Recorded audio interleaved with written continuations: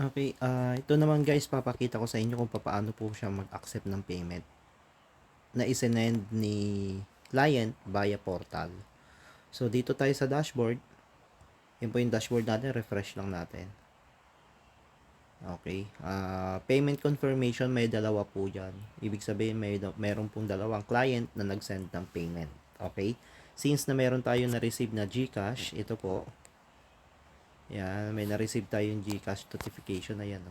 Naka-receive tayo ng payment. So, ang gagawin, pupunta lang po tayo doon sa dashboard. Ayan. Punta tayo doon sa billing. Pasok natin doon sa billing.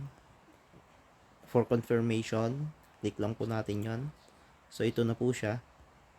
So, pasok po tayo doon. Confirm lang natin. Ito yung isinend niyang GCash. May screenshot na in-attach dyan.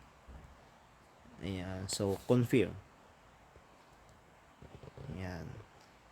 So, pag na-confirm na, posted na yon as paid na. So, yun lang. Maraming salamat.